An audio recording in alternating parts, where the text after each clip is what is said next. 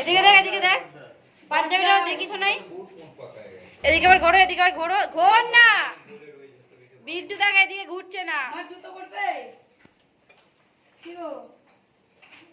জুতো পরবি? হ্যাঁ পরে নে। বিল্টুকে ভাই মারাত্মক ভয় পায়। এই একটু গলার আওয়াজ পাবি খাওয়ানোর সময় বিল্টু আছে বলে জুতো পরবে।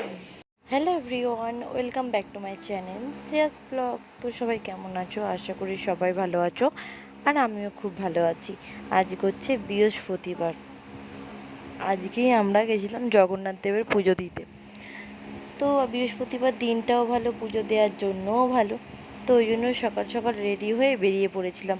তখন বাজে 6টা। আমরা আজকে ঘুম থেকে উঠেছিলাম 5:30। উঠেও পড়েছিলাম তাড়াতাড়ি, আর রেডি হয়ে বেরিয়ে পড়েছিলাম 6টার মধ্যে। তো গিয়ে তাড়াতাড়ি আমাদের পুজোও দেওয়া কমপ্লিট হয়ে গেছিলো। বেশি দেরি হয়নি, কারণ তাড়াতাড়ি যেহেতু গেছিলাম তো খুব একটা ভিড় ছিল না, মোটামুটি ছিল আর কি। তো পুজো টুজো দিয়ে না ওখান থেকে আমরা চলে গেছিলাম ঘুরতে চিল্কা।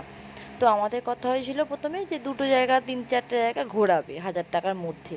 কিন্তু চিল্কাটাই গেলাম এতটা দূরে, চিল্কাটাই এতটা দূর, আবার চিল্কা থেকে যে গেছিলাম ডলফিন দেখতে ওটাই আবার অনেক দূরে, প্রায় 4 ঘন্টা যেতে আসতে 4 ঘন্টা। তো তারপর আমাদের আর যাওয়া হয়নি কোণারকের মন্দির, সূর্য মন্দির, নন্দনকানন, ওই জন্য আর যাওয়া হয়নি আমাদের। শুধু জাস্ট চিল্কাটাই ঘুরেছিলাম। কিন্তু চিল্কাতেও না বেশ ভালোই মজা হয়েছে।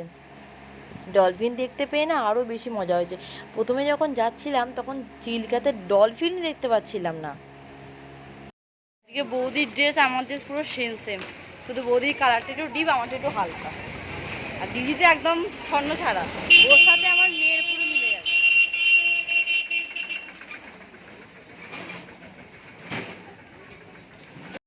ছোটোবেলা থেকে জগন্নাথ দেবের মন্দিরে আসছি। এই মন্দিরে পা দিলেই না আলাদা একটা অনুভূতি হয় আমার, কেন জানি না। কী যে মারাত্মক ভালো লাগে, কী যে একটা আনন্দ হয়। এমনি যদি মন খারাপ থাকে না, আমার তো মন খারাপ ছিল, যাই হোক ছাড়ো, তো তাও না মুখে হাসি চলে আসে, তাও আনন্দ লাগে। কেন জানি না, হয়তো ঠাকুরস্থানে এলে এমনটাই। City road, city road. পুজো দেওয়া হয়ে গেছে, এবার বেরিয়ে পড়েছি, যাব চিল্কা, তারপর কি কোণারকের মন্দির, আর কি আমার পাঞ্জাবি। কি পাঞ্জাবি? বললাম ভাইয়ের পাঞ্জাবিটা নিয়েছি না, এমনি পাঞ্জাবি আনেনি। পাগলা, কেউ পড়ে না ওপর।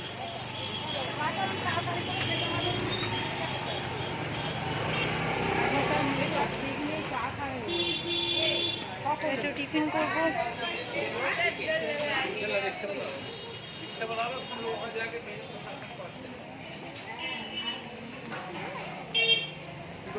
কি মেয়ে ঘুমিয়ে পড়েছে?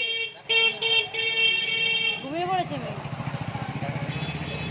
ঘুমিয়ে পড়েছে। এই তো ঘুমন্ত বাচ্চাকে কোনো ক্যামেরা দেখাতে আছে?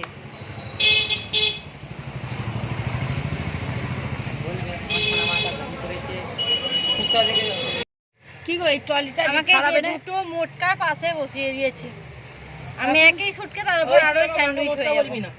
না তোমার মা রোগা, তুইও গেললা তাহলে তুইও হতো না। তোমার তো মায়ের প্রতি এত দরদ, এদিকে মাকে ঢেউকে ফেলে দিচ্ছ। রক্ত তোরা বাবা বাবা আজ বাজে কথা বলিনি, চুপ কর। সে তো জানি ভাই, আমার আগে মা, এটা বলার কি আছে।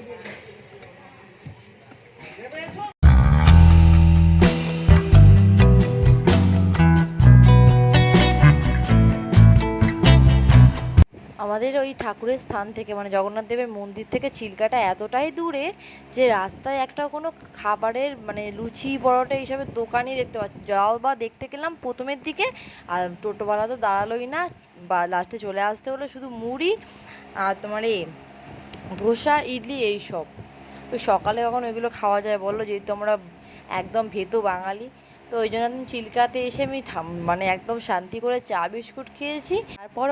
তারপর অনেকক্ষণ পর খিদে পেলো, তারপর এক গাল মুড়ি খেলাম। তো আমরা চলে এসেছি চিল্কাতে। আর চিল্কার ওই যে অফিসটা আছে ওটা আমার দিদি বলছে ওটা মন্দির, ওটা বলছে মন্দির। বৌদি বৌদি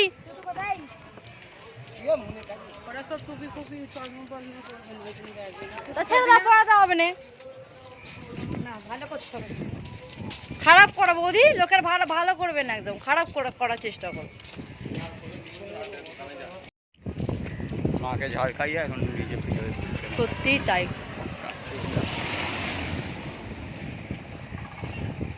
এর মাঝে এদের জন্য করে না, অনেক অনেক অনেক করে। আমরা ভেবেছিলাম প্রথমে যে বোটেতে উঠবই না, বোটের এত প্রাইস বলছিল, মানে কি বলবো, আমরা পুড়ে যাই, অবস্থা খারাপ হয়ে যাবে একদম। বেশি বাবা পাকামো করার কোনো দরকারই নেই। ওই সাবধানে, একদম আস্তে।